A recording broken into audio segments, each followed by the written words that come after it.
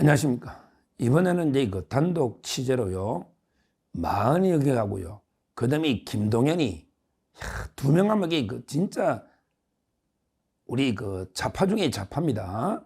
마흔이 가고요.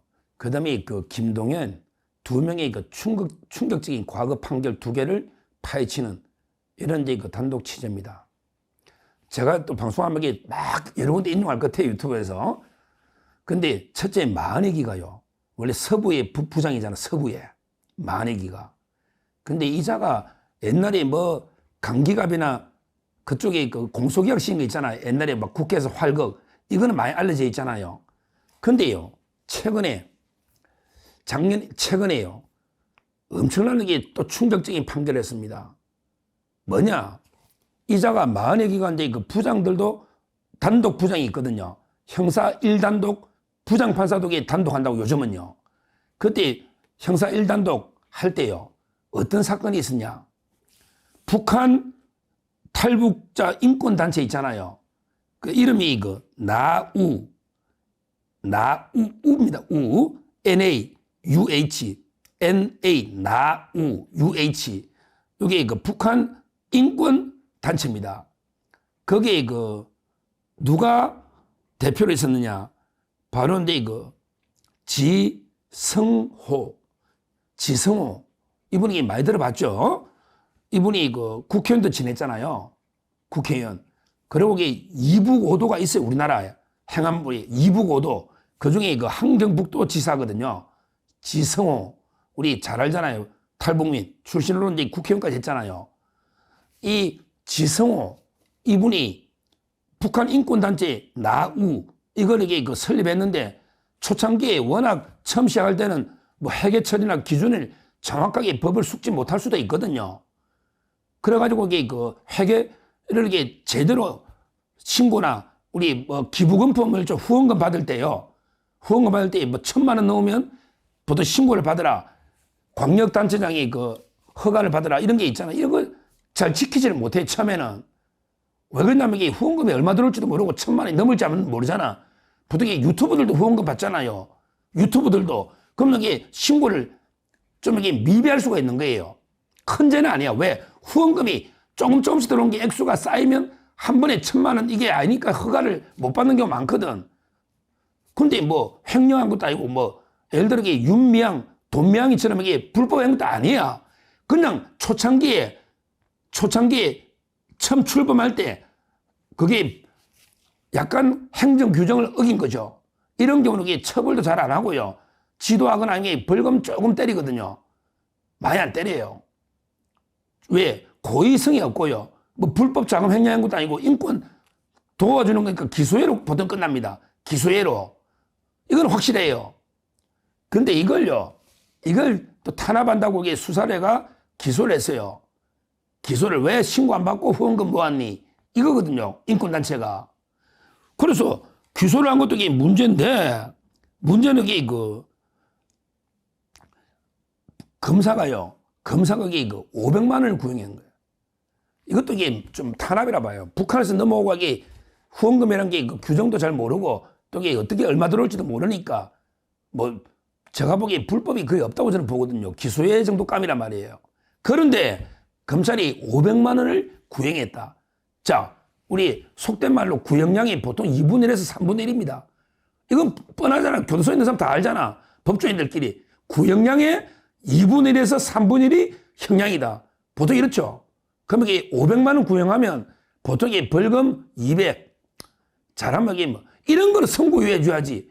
진짜 와, 강제 북송시가 사형당하게 만든, 처형당하게 만든 이런 사람들 있잖아. 정의용, 서훈, 노영민, 그 다음에 통일부 장관까지 김현철인가? 이 사람들이 선고유예했잖아. 근데 북한에서 넘어온 사람이 뭘 잘못한 게 있냐고, 탈북민들 도와주는 인권단체 본인이 돈 쓴 것도 아니고 윤명희처럼.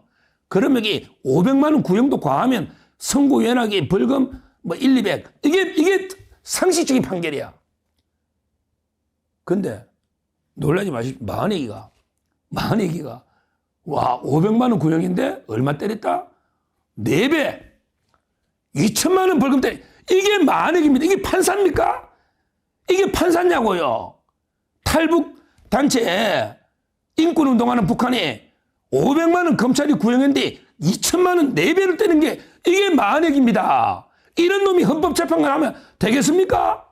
되겠냐고요. 아직도 새빨간 빨간 물이 안 빠졌단 말이에요. 저는 더 빨개져서. 옛날에 인천에 뭐 인민노련이 어쩌고저쩌고 그때보다 더 빨개져서 더. 그때 김문수 지사 하고 있어요. 김문수 하는데 빨간물 다 빠졌지. 완전히 이제 우파지. 근데 만약에는 판사 되면서 더 빨개졌다니까? 자기들이 볼 때는 이게 탈북단체가 눈에 가시야. 왜? 자기들은 김정은 체제 위협적인 게 탈북민을 보는 거야. 이것만 봐도 이게 만약에 헌법재판관 자격이 있습니까? 한번 판단해 보시라고요. 김정은을 보호하는 이런 게 만약에 김정은 이런 자가 헌법재판관을 한다. 이게 되느냐고요. 저는 무조건 이게 만약에는 뭐 대통령 탄핵 사건 떠나서 무조건 이게 재판관 자격이 없다. 무조건 막아야 된다. 이렇게 봅니다. 대통령의 임명권은 형식적인 게 아니에요. 왜? 잘 보세요. 국회가 선거관리위원은요. 국회가 선출하면 끝나요. 그 다음에 대법원장이 3명을 임명합니다. 선거관리위원은 대통령이 3명 임명하고 대법원장이 3명 임명을 해요. 그 다음에 국회가 선출하면 끝나요. 이게 선거관리위원회죠. 그런데 헌법재판소는 무조건 9명을 대통령이 임명하는 겁니다. 이게 중요한 거예요. 대통령이 9명을 임명하는 거예요. 그러니까 대법원장이 추천해도 검증해보고 아니다. 그러면 이게 임명 안 하고 다른 사람 추천해. 이게 된다 이 말이야. 국회에서 3명을 선출해도 대통령이 검증해보고 이 만약에는 안 돼. 그럼 새로 선출해. 이러면 이게 임명 안 하는 겁니다. 형식적 권리가 아니에요. 헌법 교과서나 논문에 다 나옵니다. 만약에는 끝까지 임명하면 안 돼. 국회 새로 선출해. 이러면 이게 새로 선출하는 겁니다. 이게 법이에요. 다 논문들이 그래요. 논문들이. 하여튼 이것만 봐도 이게 만약에는 지금 막 의원실까지 나서가지고 막 미칠라 그러지. 왜? 탄핵이 지금 대통령이 4대4다. 이러니까 이게 미칠라 그러지. 선고 안 하고 계속 선고 미루면서 이게 만약에 임명해달라고 문영배가 실시간으로 이재명이 안 돼. 야, 큰일 났다. 이 대표 큰일 났다. 지금 이게 분위기가 안 된다. 빨리 만약에 좀 보내줘. 지금 SOS를 치고 있다는 이게 막 정설로 지금 보도가 나오고 있잖아요. 하여튼 이거 충격적인 만약에 이 판결은 반드시 비판했다. 탈북민에 대해서 500만 원 구형에 2천만 원 이거는 있을 수 없는 겁니다. 법조계 상식으로는 판사가 아니에요. 자, 그 다음에 하나 더 김동연. 와, 김동연은 이게 이자가 아마 전라도 장성인가? 이자가 이게 이재명이 위정교사 무죄를 한 거고요. 그 다음에 이재명이 대장동 본재판을 2년간 그냥 뭉갰잖아. 위례하고 뭉갰잖아요. 재판 하나도 안 했잖아. 김동연. 이자가 이재명이 구명줄을 던져준 김동연이잖아. 좌파 중에 좌파. 지금은 이제 중앙지법의 민사항소부, 민사를 옮겼다. 제가 취재해서 말씀드렸는데, 이자가 고등법원에 판사할 때, 물론 이게 3명이 판사지만, 그래도 이게 고등법원은 3명이 다 중요하거든. 왜냐하면 이게 고등법원은 이게 대등하기 때문에 판사 경력이 오래돼야 되잖아요. 그러니까 이자가 고등법원에, 서울 고등법원에 판사할 때 이석기 사건을 했다. 이석기, 그 유명한 통진당의 이석기 있잖아요. 근데 1심에서는 이게 내란이잖아. 이석기 내란이잖아. 그래서 내란 예비 업무도 유죄, 그 다음에 내란 선동도 유죄, 둘 다 유죄였다고. 뭐 국가보안법 말할 것도 없고. 근데 고등법원에서 이석기가 내란 선동만 유죄가 되고 내란 업무, 예비 업무를 하거든요. 예비라는 거는 이게 물적으로 막 폭탄 같은 걸 제조하고 이게 예비야. 업무라는 거는 모의라는 거야. 요거 알아나면 좋아요. 저희 서정팀 법률팀이니까 예비 업무가 있는데 우리나라는 예비 업무는 처벌하는 게 몇 개 안 돼.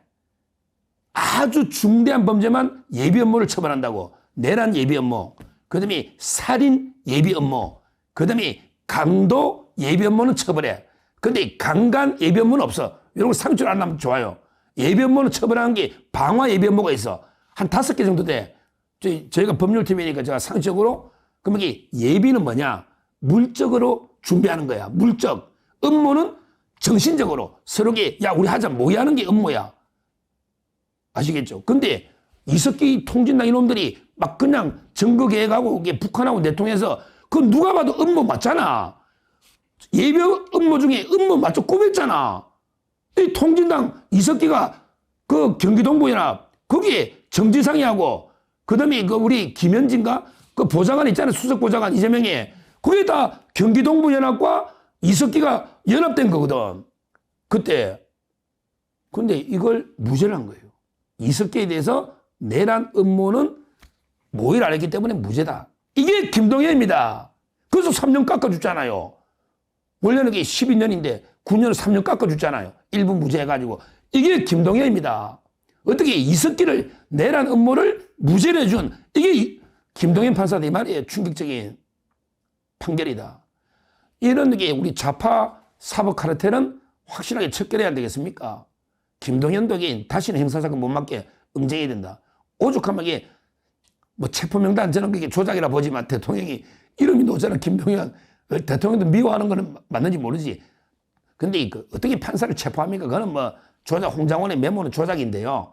조작인데 그 정도로 문제가 많은 판사가 김동연이다. 이걸 말씀드리고 만약에는 뭐 김동연이나 뭐 50보 100보인데 만약에는 더 빨갛지.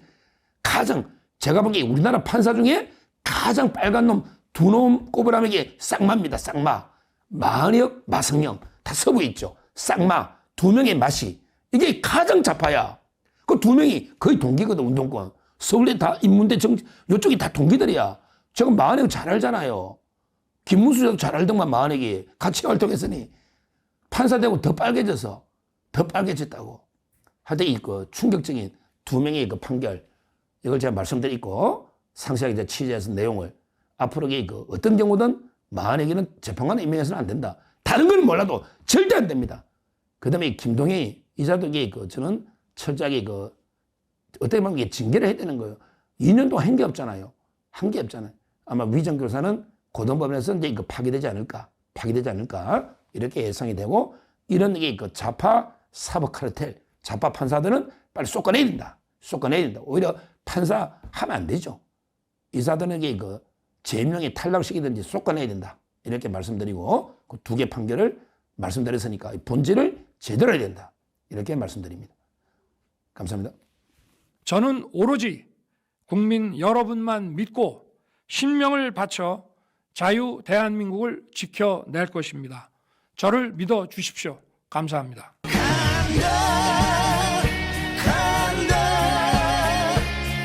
상식의 나라 남들로 나는 간다.